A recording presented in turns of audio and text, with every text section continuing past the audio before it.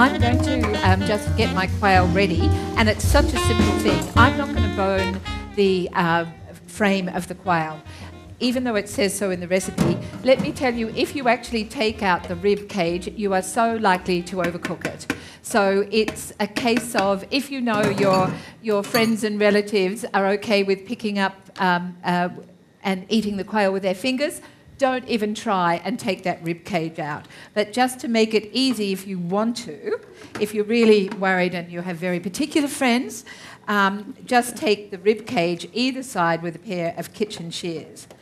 Okay, well, I'm going to I've got some very dry cooked chard here, and now I'm just really giving it a sauté in the pan with some garlic to give it some lovely flavour. And so the idea is to flavour your greens, mix the eggs separately. So this greens goes into the egg, and I think you can cut down your recipes of your greens. I think I've said 300 grams of trimmed greens. Well, I reckon 200 grams is tons for 3 eggs. I don't know what I was thinking of.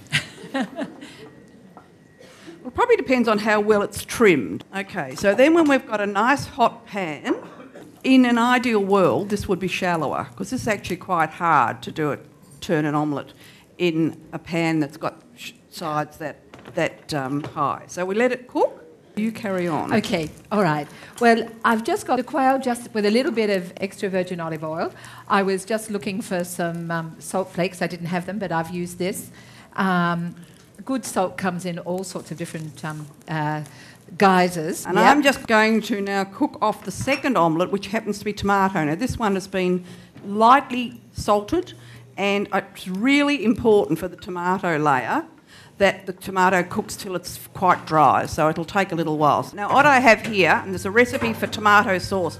I want people to know just how easy it is to make your own tomato sauce. So it's just got a couple of shallots, of bay leaves, a bit of garlic, and a good slosh of olive oil. In the oven it goes for as long as you want to leave it. Sometimes I leave it for 2 hours and sometimes for 4. I put it through a moulie because I haven't peeled the tomatoes, and then I give it a flash in the blender if I want a really smooth, lovely sauce. So you've just got the zucchini one to go? Yeah. The zucchini is cut quite small. I had pre-cooked a little onion because the zucchini won't take normally as long as the onion would have taken to sweat right down. And I've added a little bit of persillade, which is parsley chopped with garlic.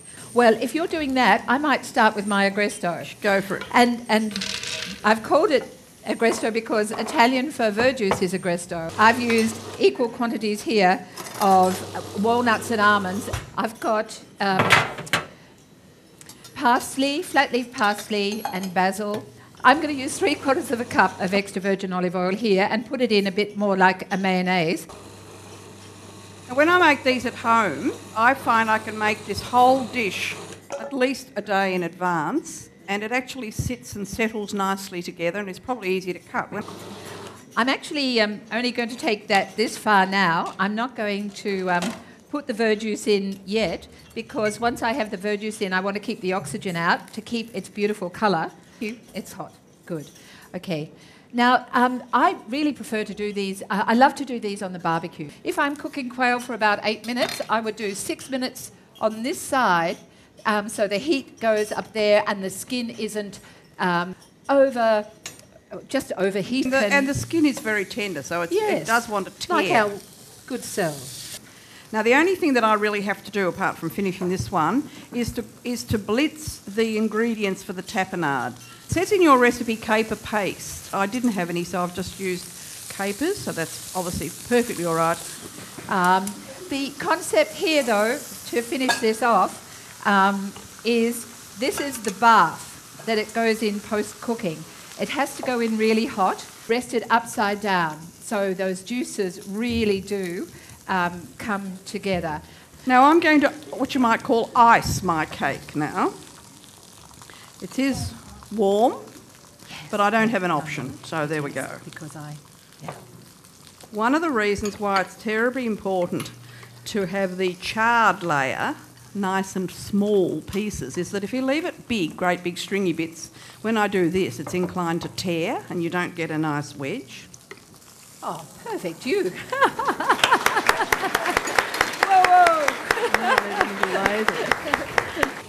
You'll see here we go, because verjuice is a gentle acid, we go from light, from dark green of the herbs to a pale apple green. It looks beautiful, Maggie. And the fresh fruit, and that becomes the dish.